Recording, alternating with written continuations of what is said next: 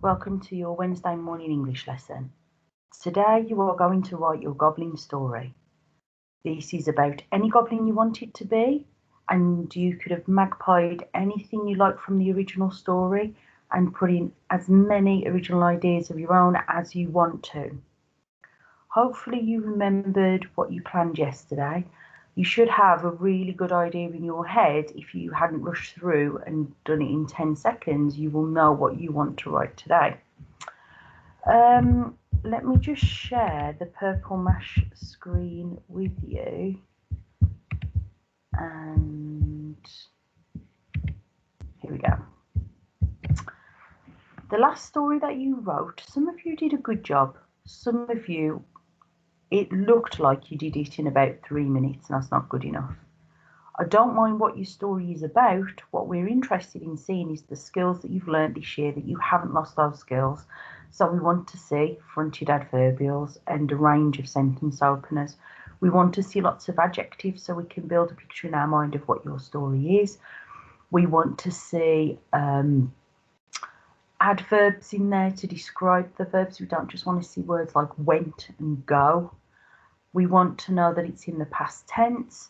So all the skills that you've learned, the commas in a list. I mean, there are so many skills you've learned this year, let alone the years before, we want to see. So this is going to take a lot of time. You might want to do it in a few attempts, and the beauty of doing it here is you can just delete whatever you like and it's not going to leave too much of a mess. Remember that if your writing starts to get very small or you're running out of space, you add a page, get rid of the title, pull the text box over, open it up, oh dear, like this, and then you should be ready to go. I'm going to write a part of the story today, not all of it, and I'll show you why. So my character was called Matilda. So Matilda opened her eyes and slowly looked around.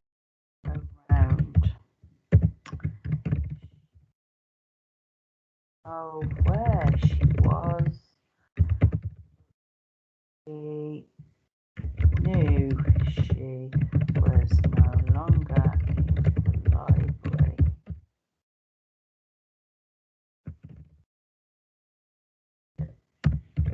I did.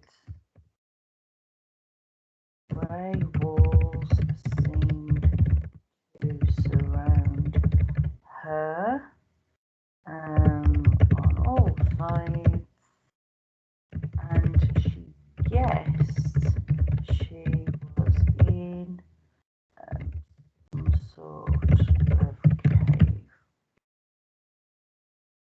Her eyes adjusted to gloom. I've got that from one of the Talk for Right stories we did in school. And she heard the sound of up ahead and made her way to a strange.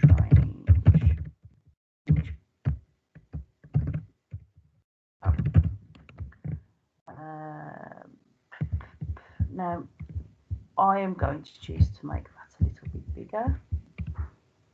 Obviously, I'm part way into the story now. And if you noticed, I had to go back a few times and correct spellings. We expect to see capital letters and full stops in the same, in the correct places. I don't want you to just type and type and type and then not bother going back and having a look, and we get all sorts. If you prefer to write this out on paper and then email it in, that's absolutely fine as well. It would be nice to see your handwriting. It's a good way of you practicing your handwriting again.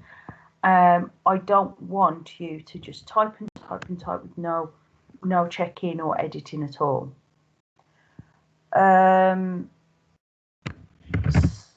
Suddenly, comma, she was in, see, mistake there, was in a large haven't, again, I've borrowed that from our talk for rights before.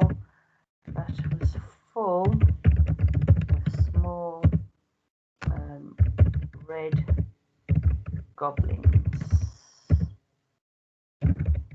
They had bright, sticky, orange flames on their head and rough Hessian material. I'm really sorry if you can hear my cat. She obviously wants a lot of attention. Into waistcoat. Here then. Waistcoats, trousers and dresses. Come on, Ronnie, come and sit on here.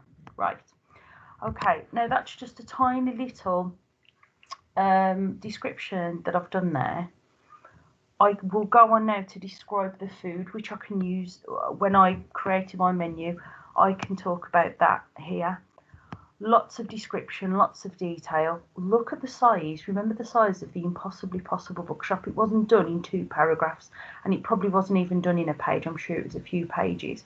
So I really want you to get into this, to be as creative as you like, but to really think about what you want to write. Okay. I really do look forward to reading these stories. I will be really disappointed if we get them in and they literally are as long as the tiny part of my story that I've written there, and that you feel that that's enough for a story. It isn't. You're following the plan that you did yesterday. So good luck with it, and we look forward to seeing your work. Ronnie, you are a nightmare.